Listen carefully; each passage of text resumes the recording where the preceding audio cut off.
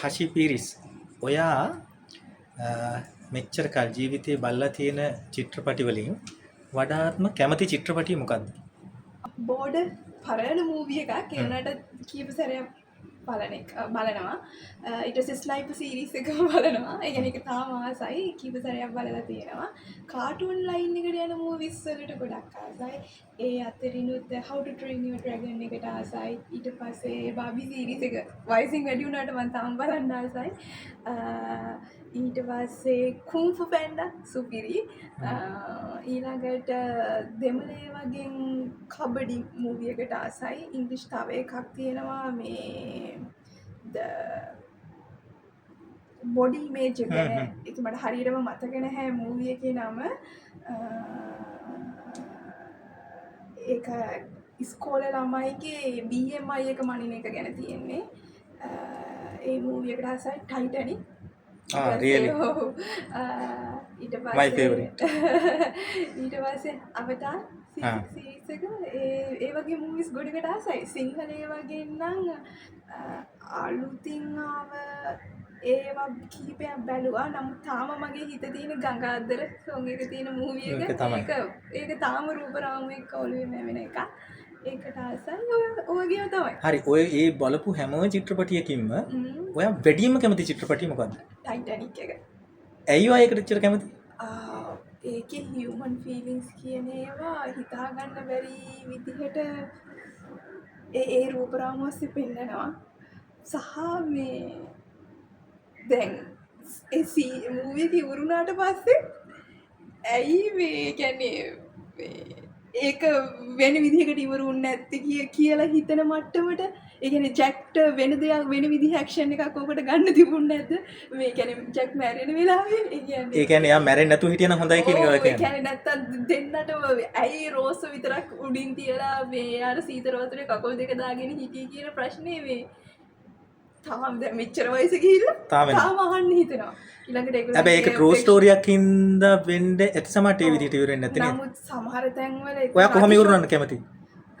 මම හිතනවා දෙන්නම මොලේ කල්පනා කරලා බේරුණා නම් හොඳයි කියලා. වගේලා ඉන්නේ කැමති ඒක කරන්න බෑ. ඇත්තට මේ ළමයි කියන්නේ මොන කියන්නේ ආදරේ අන්දයිනේ.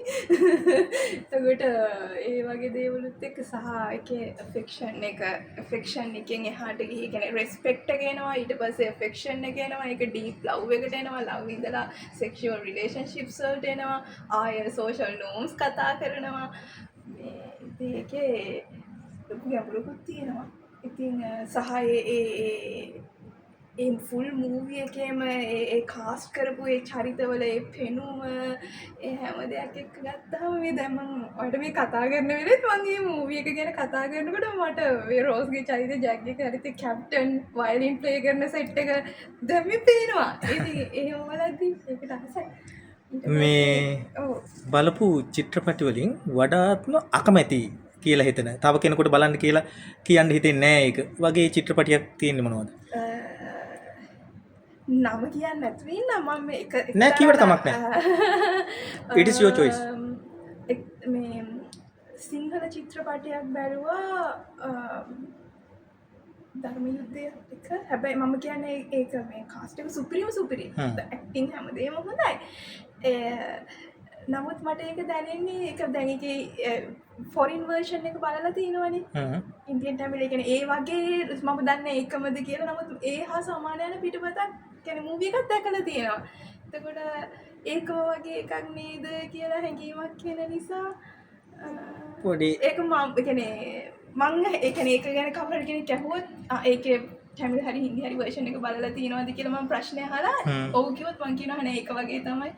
ඉනයිචර බැලුව නැතුණට කමන්නේ කියලා. හැබැයි රංගනීය සුපිරි ධර්ම යුද්ධයේ එක මාර ඇක්ටිං ජැක්සන් ඇන්තනි මහත්තයාගේ ඒකේ හිටපු දරුවන්ගේ එයාගේ වයිෆ්ගේ චරිතේ ඔක්කොම සුපිරිම පර්ෆෙක්ට්. නමුත් අර ප්ලොට් එක ගත්තාම ඒක අර නොවලිටි ගතිය නැති නිසා මම ඉච්චර ඒකට ඒක ආයේ බලන්න මොටිවේට් වෙන්නේ නැහැ. බලන්න එපා කියනවා නෙමෙයි. අනිවාර්යෙන් බලනවා.